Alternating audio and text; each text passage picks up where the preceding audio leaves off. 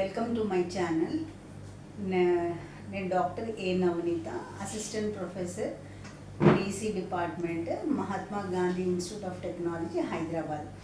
నేను ఈరోజు నా వీడియోలో ఒక అంశం కోసం చర్చించాలనుకుంటున్నాను. ఈ విద్యార్థులు, ఇంజనీరింగ్ విద్యార్థులు ఎలక్ట్రానిక్స్ అండ్ కమ్యూనికేషన్ ఇంజనీరింగ్ ఎందుకు తీసుకోవాలి మిగతా బ్రాంచెస్తో పోల్చినప్పుడు. ఇప్పుడు ప్రతి ఒక్క తల్లిదండ్రులు సిఎస్సి బ్రాంచ్ తీసుకోవాలి అనుకుంటున్నారు. సిఎస్సి మంచిది, కానీ అట్ ద సేమ్ టైం మిగతా బ్రాంచెస్ కూడా ఎంతో అవసరము.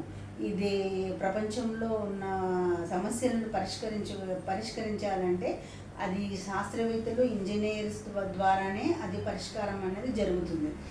మిగతా ఇంజనీరింగ్ సిఎస్సితో పాటు మిగతా కోర్ ఇంజనీరింగ్స్ ఏవైతే ఉన్నాయో, ఈసీఈ, మెకానికల్, ట్రిపుల్ సివిల్, ఈ ఇంజనీరింగ్స్తోని సిఎస్సి కొలాబరేట్ అవుతే ఈ సమస్యలను మనం ఈజీగా పరిష్కరించగలుగుతాము. నా అంశము మెయిన్లీ ఈసీఈ ఎందుకు తీసుకోవాలి. ఈసీఈ అంటే electronics and communication engineering. So ఈ ఈసీఈ ఇంజనీరింగ్లో 4 సంవత్సరాల విద్యార్థులు విద్యను అభ్యసిస్తారు. ఆ విద్య అభ్యసించిన తర్వాత వాళ్ళకి ఎన్నో రంగాల్లోని వాళ్ళకి అవకాశాలు అనేవి జరుగుతాయి. ముందు అవకాశాలు తెలుసుకునే ముందు ఆ ఎలక్ట్రానిక్స్ అనే కమ్యూనికేషన్ ఒక ప్రాముఖ్యత అనేది మనం చర్చించుకోవడం మంచిది. మన డైలీ లైఫ్లో ఎన్నో పరికరాలు మనం యూజ్ చేస్తాము.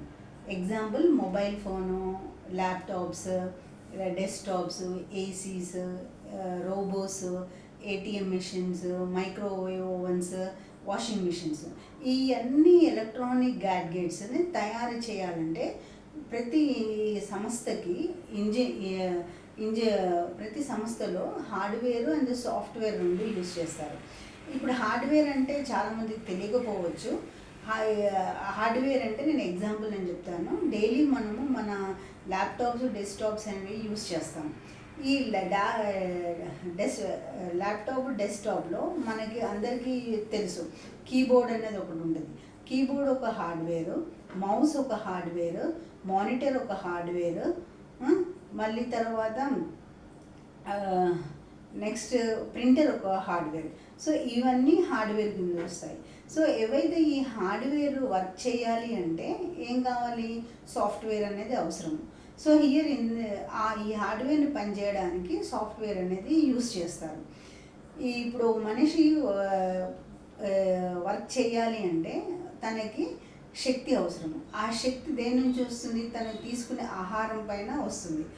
ఆ ఆహారం మంచిగా ఉంటే ఆ మనిషికి మంచి శక్తి వస్తుంది. ఆ శక్తి ద్వారా శరీరము, మెదడు దృఢపడి అతను చేయాల్సిన పనిని సక్రమంగా చేయగలుగుతాడు.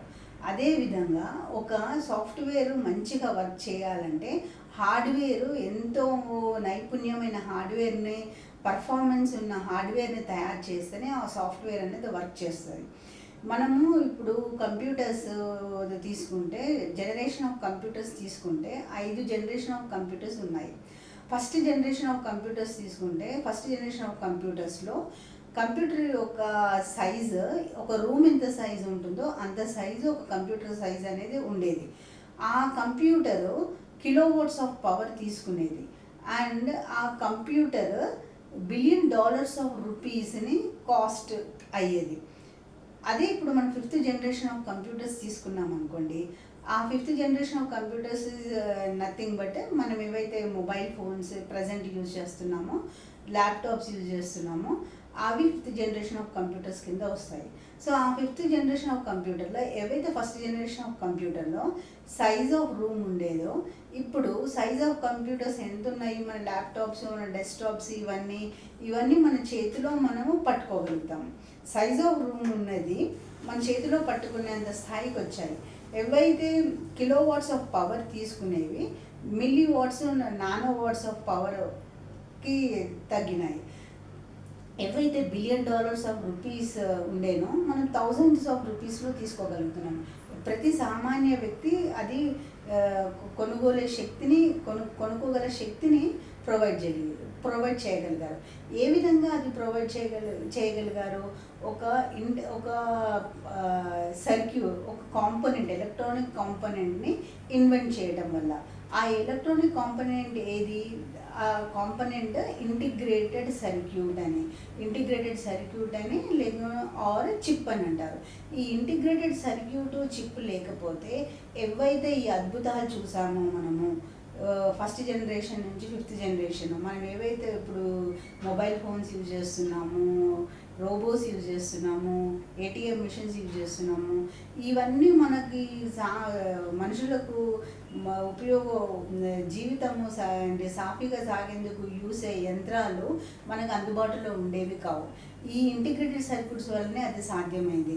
అది స్పేస్ తక్కువ ఆక్యుపై చేసుకుంది, దాని యొక్క కాస్ట్ తక్కువే, మళ్ళీ తర్వాత దాని యొక్క పవర్ కూడా తక్కువ కన్జ్యూమ్ చేసింది, మళ్ళీ దాని ధర కూడా తగ్గుదలకు అనేది వచ్చింది. సో ఈ ఎలక్ట్రానిక్ కాంపోనెంట్ అనేది లేకపోతే ఏవైతే ఇప్పుడు మైక్రోసాఫ్ట్, గూగుల్, ఫేస్బుక్, మెటా ఇవన్నీ కంపెనీస్ ఉండేవి కాదు. ఏ సాఫ్ట్వేర్ అయినా అల్టిమేట్లీ దేనిపైన వర్క్ చేయాలి? హార్డ్వేర్ పైనే వర్క్ చేయాలి. ఈ హార్డ్వేర్ లేకుంటే ఏ సాఫ్ట్వేర్ అయినా యూజ్లెస్సే. ఒక మనిషి ఆరోగ్యంగా ఉండాలంటే వాళ్ళ యొక్క మెదడు, హృదయం, హార్ట్ రెండు సరిగ్గా వర్క్ చేస్తేనే ఆ మనిషి ఆరోగ్యవంతంగా మనం పరిగణించవచ్చు. అలాగే ఒక సాఫ్ట్వేర్ ఉత్తమము అనేది మనం ఎప్పుడు చెప్పగలుగుతాము? High efficient performance of hardware ఉన్నప్పుడే. ఇప్పుడు మనము ఎన్నో టెక్నాలజీ ఉంటున్నప్పుడు ప్రపంచం మొత్తము ఆర్టిఫిషియల్ ఇంటెలిజెన్స్ పైనే నడుస్తుంది, ఫ్యూచర్ మొత్తం ఆర్టిఫిషియల్ ఇంటెలిజెన్స్ పైనే ఉంటుంది అని అంటున్నారు. సో ఈ ఆర్టిఫిషియల్ ఇంటెలిజెన్స్ ఎఫిషియెంట్గా వర్క్ చేయాలి అని అంటే ఏం కావాలి? మనకి high performance of hardware, CPUs, memories అనేది అవసరం ఉంటుంది. ఈ సిపియూస్ అండ్ మెమరీస్ అనేది ఎవరు తయారు చేస్తారు? ఎలక్ట్రానిక్స్ అండ్ కమ్యూనికేషన్ ఇంజనీర్సే దాన్ని తయారు చేస్తారు. సో ఈ టెక్నాలజీస్ అన్నీ, ఆర్టిఫిషియల్ ఇంటెలిజెన్స్ కానీ, ఐఓటీ కానీ, సైబర్ సెక్యూరిటీ, ఈ టెక్నాలజీస్ అన్నీ హార్డ్వేర్ ఉంటేనే వర్క్ అవుతాయి, లేకుంటే వర్క్ అవ్వదు. సో దీన్ని బట్టి మీకు అర్థమై ఉండొచ్చు ఎలక్ట్రానిక్స్ యొక్క ఒక ఉపయోగం ఎంతగా ఉందో. కాబట్టి ఎలక్ట్రానిక్ ఇంజనీరింగ్ ఎన్ని యుగాలైనా కూడా వాళ్ళ యొక్క ప్రాముఖ్యత అనేది ఉంటుంది.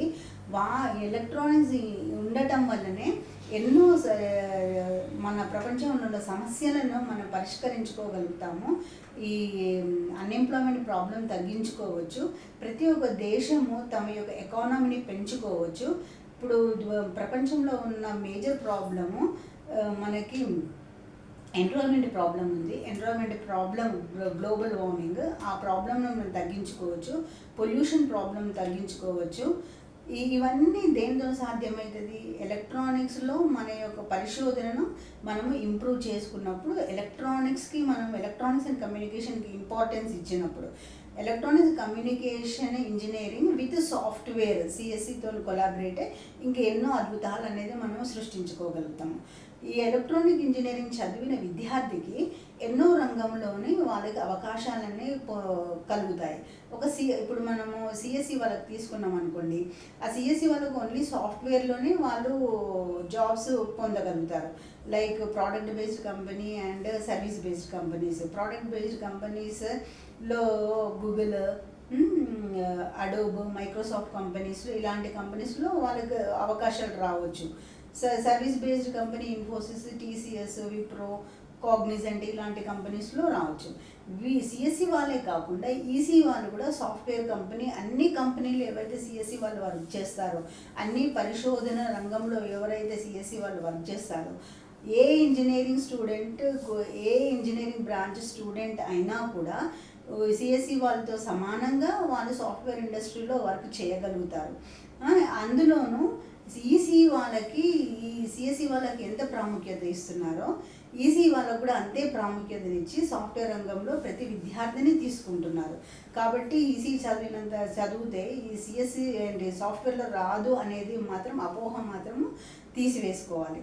నెక్స్ట్ సాఫ్ట్వేర్లోనే కాకుండా వాళ్ళకి కోర్ ఫీల్డ్లో కూడా దొరుకుతుంది. కోర్ ఫీల్డ్ ఈసీ వాళ్ళకి మెయిన్ విఎల్ఎస్ఐ ఫీల్డ్ అనేది ఉంటుంది, that is very large scale integrated circuits. Very large scale integrated circuit అంటే ఆ చిప్లు ఐసీస్ చిప్లు ఎలా తయారు చేస్తారు ఆ సంస్థలు, like Intel, micron, AMD, Qualcomm అలాంటి కంపెనీస్ ఆ చిప్స్ మేకింగ్లో వాళ్ళు ఇన్వాల్వ్ అయ్యారు ఆ కంపెనీస్. ఈ కంపెనీస్లో ఈసీ స్టూడెంట్స్కి ఎక్కువ అవకాశాలు పొందే అవకాశం ఎక్కువ ఉంటుంది. మళ్ళీ నెక్స్ట్ ఎంబెడెడ్ సిస్టమ్స్ కూడా నథింగ్ బట్ రోబో ఒక ఎంబెడెడ్ సిస్టము, డ్రోన్ ఒక ఎంబెడెడ్ సిస్టము, ఏటీఎం మెషిన్ ఒక ఎంబెడెడ్ సిస్టము. ఈ ఎలక్ట్రానిక్ పరికరం తీసుకున్నా అది ఎంబెడెడ్ సిస్టమ్ కిందనే వస్తుంది. సో ఆ ఎంబెడెడ్ సిస్టంలో కూడా వీళ్ళకి ఎక్కువ అవకాశాలు అనేవి పొందే ఛాన్స్ ఉంటుంది. సెంట్రల్ గవర్నమెంట్ ఆర్గనైజేషన్స్లో లైక్ డిఆర్డిఓ కానీ, ఇస్రో, బెల్, బిహెచ్ఎల్ అండ్ ఇలాంటి కంపెనీస్లో వీళ్ళకి ఎక్కువ సెంట్రల్ గవర్నమెంట్ ఆర్గనైజేషన్స్లో ఈసీ వాళ్ళకి అవకాశాలు లభిస్తాయి. నెక్స్ట్ స్టేట్ గవర్నమెంట్లో కూడా జెన్కో, ట్రాన్స్కోట్ ఆర్గనైజేషన్లో కూడా వాళ్ళకి ఎక్కువ అవకాశాలు పొందే అవకాశం ఉంటుంది. ఈ సెంట్రల్ స్టేట్ కాకుండా ప్రపంచంలోని ఎన్నో వేలాది మంది ఎలక్ట్రానిక్ ఇండస్ట్రీస్ ఉన్నాయి. ఆ వేలాది ఎలక్ట్రానిక్ ఇండస్ట్రీలో ఈ ఈసీ వాళ్ళకి అవకాశాలు పొందేవి ఎక్కువ అవకాశాలు అనేవి ఉన్నాయి.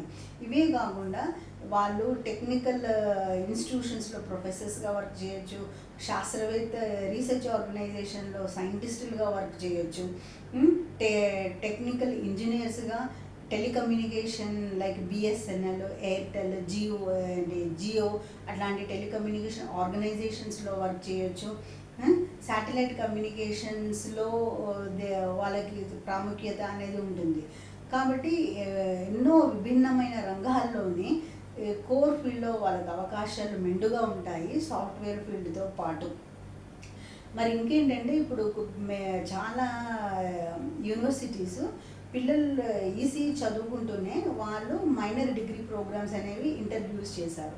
ఆ మైనర్ డిగ్రీస్ ప్రోగ్రామ్స్లో ఆర్టిఫిషియల్ ఇంటెలిజెన్స్.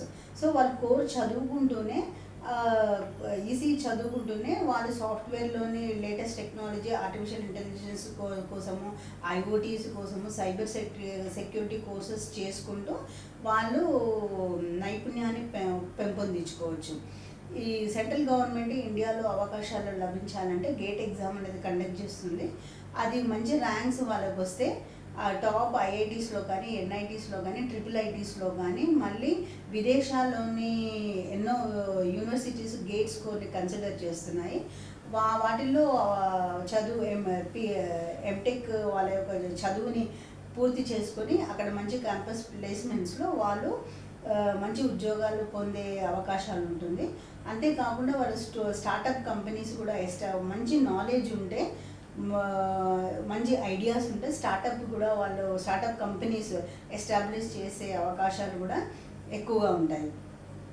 అండ్ నెక్స్ట్ ఏంటంటే ఇవే కాకుండా ఈ బేసిక్ డిగ్రీతోని IES, Indian engineering services government ఏవైతే సెంట్రల్ గవర్నమెంట్ కండక్ట్ చేస్తుందో ఇండియాలోని రైల్వేస్లో కానీ, ఏ సెంట్రల్ ఆర్గనైజేషన్స్లో అవకాశాలు వేకెన్సీస్ ఉంటాయో ఇండియన్ ఇంజనీరింగ్ సర్వీసెస్ నుంచి వాళ్ళు ఫిలప్ చేస్తారు.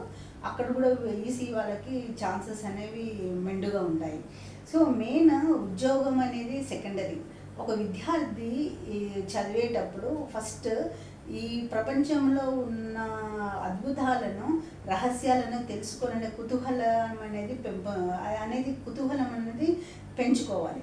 అది ఆ కుతూహలం పెంచుకొని ఆ సబ్జెక్టు పైన ఉన్న రహస్యాలను తెలుసుకొని ఆ రహస్యాలలో ఉన్న లోటుపాట్లను ఛేదించడానికి వాళ్ళ యొక్క మెథడును అనేది ఉపయోగించుకోవాలి. అది ఇవి ఉంటే కుతూహలం ఉండి ఆ శ్రద్ధతోని ఆ రహస్యాలను తెలుసుకోగలిగితే మళ్ళీ ఏది చదివినా ఎందుకు, ఏమిటి, ఎలా అనేది వాళ్ళు ప్రశ్నించుకోగలిగితే వాళ్ళ యొక్క చదువుకున్న అంశంలోనే వాళ్ళకు ఈజీగా జాబ్స్ అనేది ఈజీగా వచ్చేస్తాయి. మెయిన్ ఇంజనీర్స్ అంటే ఒక ఎంప్లాయీగా వర్క్ చేయడం కాదు, ఈ ఈ సమాజంలోని ఉన్న సమస్యలకు పరిష్కార మార్గం చూపే ఒక అంటే మహత్తరమైన బాధ్యతను చేపట్టడం.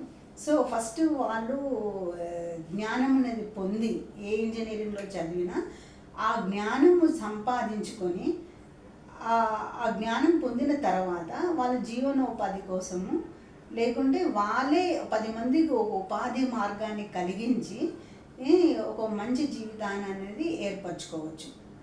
సో ఈ యొక్క వీడియో ద్వారా నేను ఆశిస్తున్నాను మీకు చాలా ఇన్ఫర్మేషన్ ఈజీ ఎందుకు అనేది తీసుకోవాలనేది మీకు అర్థమై ఉండొచ్చు. సో మీకు ఈ వీడియో నచ్చినట్టయితే నన్ను సబ్స్క్రైబ్ చేయండి. And very much thank you for listening my video.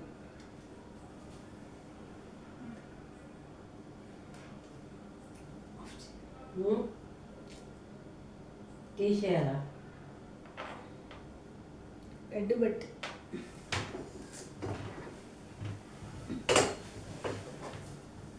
ఇంకేం పెడతావు? ఇంకా 2 చేసినావు కదా, రెడ్ బటన్ లేదు.